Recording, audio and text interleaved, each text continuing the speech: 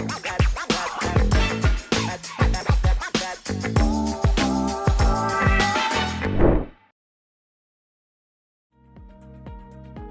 teman-teman, tadi kita udah dengar pembahasan panjang lebar menarik kita. Kapan sih caranya atau waktu yang tepat kita punya DPLK dan itu sedini mungkin. Nah, aku kepikiran nih dari tadi. Oke lah, waktu untuk kita punya DPLK-nya itu sedini mungkin. Tapi kapan sih kalau kita udah punya gitu, kapan sih waktu yang tepat untuk kita cairkan? Apakah sebelum banget waktu umur pensiun? Apakah kalau sudah pensiun? Apakah kalau kita udah kepikiran pengen mau tahu ngolahnya seperti apa dana pensiun kita, atau kapan sih Pak Tondi baiknya? Ya, oke, terima kasih Mbak Soraya. Jadi tergantung tujuannya, ya kita memang menabung itu tergantung tujuannya. Karena memang DPLK itu pertama kita bicara dana pensiun, ya berarti tujuannya nanti untuk persiapan pensiun kita. Berarti dicairkan ya pada saat pensiun, ya. Bisa nggak dengan untuk tujuan lain? Sebetulnya bisa, karena DPLK itu istilahnya prosesnya yang ada di dalamnya itu tergantung usia kita. Jadi tujuan yang dikaitkan dengan usia kita. Misalnya contohnya Mbak Soraya sekarang 30 tahun. Mbak Soraya pilih untuk menabung selama 5 tahun. Ya, karena mungkin Mbak Soraya melihat, wah nanti setelah 5 tahun ada satu tujuan yang saya mau capai. Silakan saja. Ya, selama itu memang sudah within the corridor. Artinya pencairan itu dilakukan pada saat usianya memang sudah mencukupi. Jadi memang kalau di DPLK prosesnya seperti itu. Makanya saya bilang tujuannya apa? Jangka menengah 5 tahun atau jangka panjang, more than that, more than 5 years gitu ya. Nah, karena ujung-ujungnya adalah pensiun gitu ya, dana untuk pensiun gitu ya, memang seharusnya dicairkan pada saat kita ingin pensiun ya, 1 bulan sebelum pensiun gitu ya, supaya kita punya bekal gitu ya sampai nanti untuk menjalani life after pension apapun itu gitu ya. Cuman pada prakteknya, to be very frank, itu memang banyak sekali yang dicairkan selama dia memang sudah memasuki usia pensiun dipercepat ya. Jadi itu biasanya 10 tahun sebelum dari usia pensiun normal. Kalau usia pensiunnya normal 55, itu sebetulnya bisa dicairkan di umur 45. Oke. Ya, seperti itu. Konsepnya begitu. Di mana di DPLK. Di DPLK mana saja sama. Jadi 10 tahun sebelum mencapai usia pensiun normal, kita bisa mencairkan dana tersebut.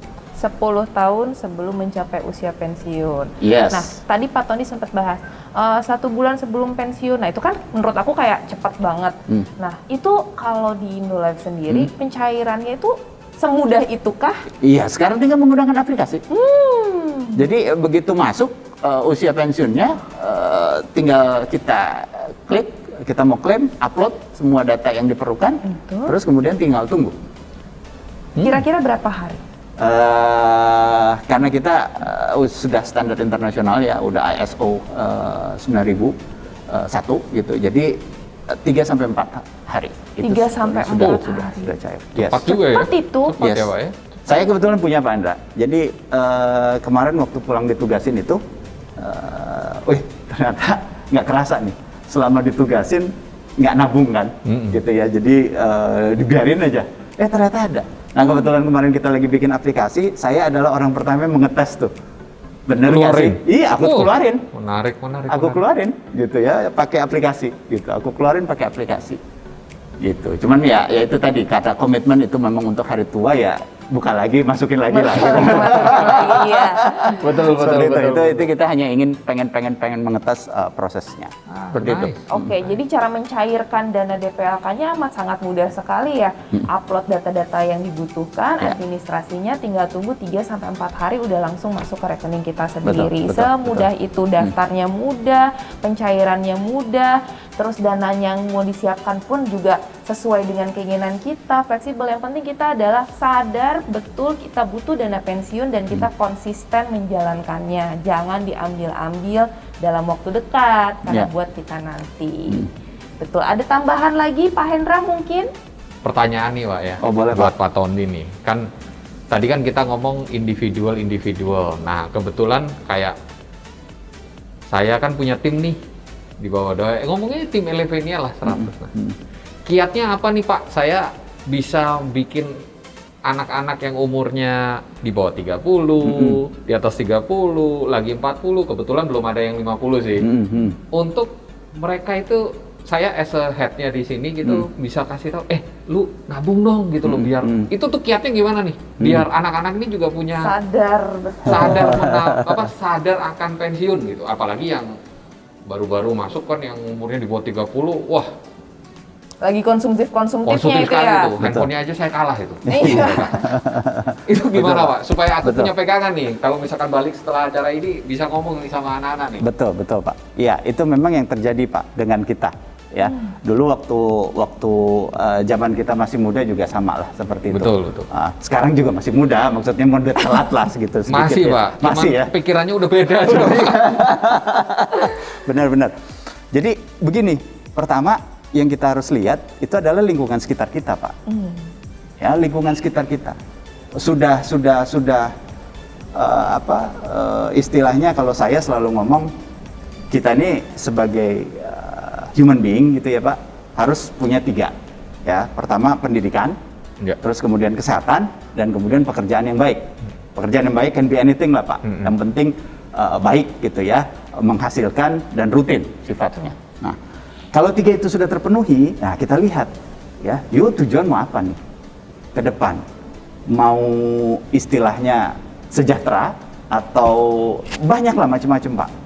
Kita tentunya berpikir, saya nanti pensiun mau seperti ini, saya pensiun mau seperti ini. Lihat lingkungan kita, lihat orang tua kita, lihat om-om kita, gitu ya. Nah itu bisa menjadi self-driving mode gitu Pak. Ya, Baik. dengan mungkin orang tua, terus kemudian om-om kita, ya tante-tante kita, terus kemudian lingkungan tempat kita tinggal, lalu kemudian tempat kita bekerja. Kita lihat, kadang-kadang begitu Pak. Kalau misalnya saya duduk di sebelah Mbak Soraya, terus Mbak Soraya nih ternyata punya tabungan, aku enggak Pak. Mbak Soraya lihat nih, Tondi, tabunganku. Itu bisa jadi self-driving Pak. Terinfluence Jadi Terinfluence terinspirasi. Ya, tanpa harus disebutkan ya. Jadi sebetulnya kalau misalnya Bapak mau menginspirasi gitu teman-teman yang ada gitu. Ya memang begitu. Coba nih, kita punya tabungan. Pasti itu nular. Iya.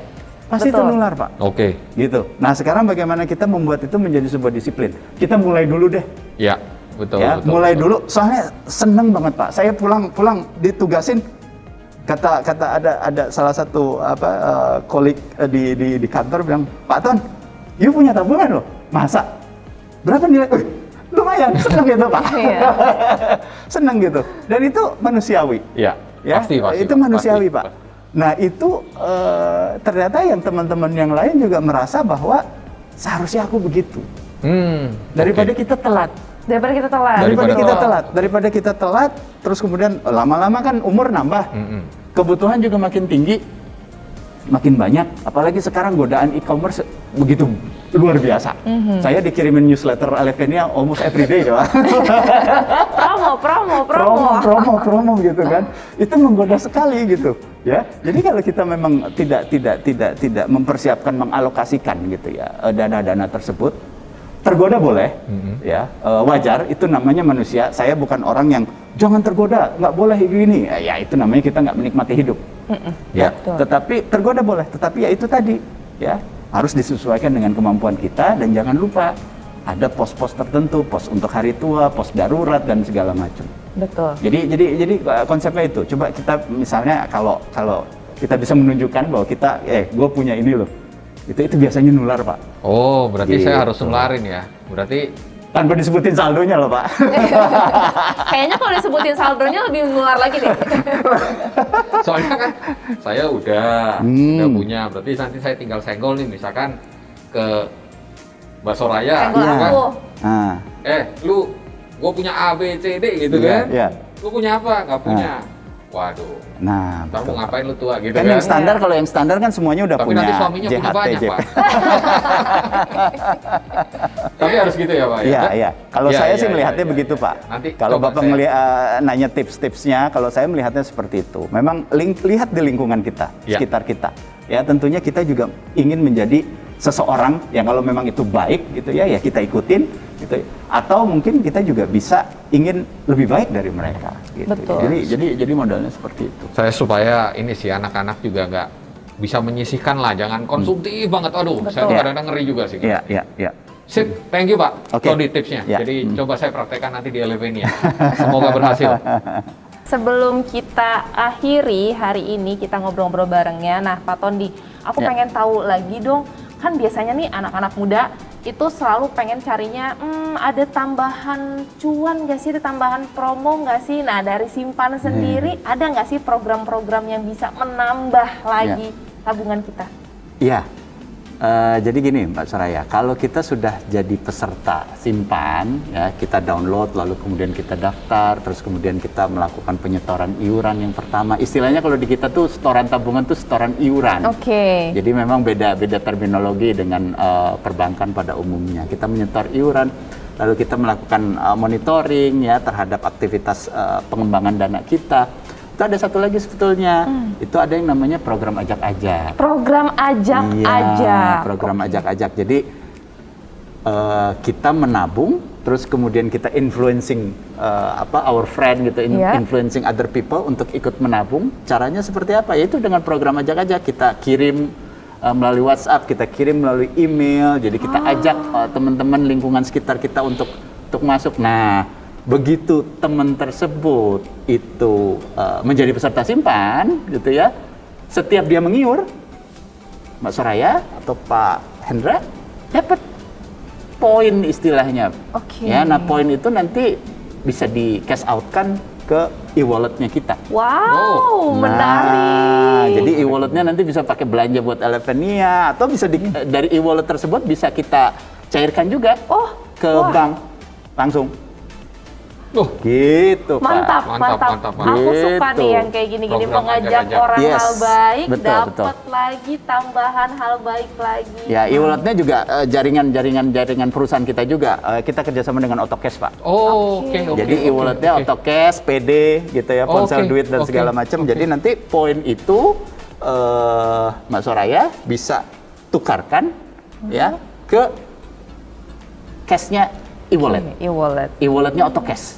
E-walletnya E-walletnya Autocash. Autocash. Nanti Iya, di iya. dalamnya Bapak, Mbak Soraya, Pak Hendra itu bisa pakai untuk bayar utility, macam-macam, ya. Oh, Atau iya, di iya. cash out kan, Atau di cash out kan. ya, ditransfer ke bank yang kerjasama Iya, dengan iya, mereka. iya, iya, iya. Kapan lagi nabung terus dapat referral Yes. gratis, bisa dipakai 3 tahun buat- lagi. Nah, Setiap, 3 iya, tahun. misalnya Mbak Soraya duluan nih, terus ngundang Pak Hendra ikut. Setiap Pak Hendra ngiur nih, setiap bulan selama 3 tahun ke depan itu terus poinnya ngalir. aku bisa ini ya, gratis bayar listrik ya dari situ ya. Bisa, tergantung iurannya Pak Hendra. Iya, gede lah pasti kalau Pak Hendra. Kalau gede lah.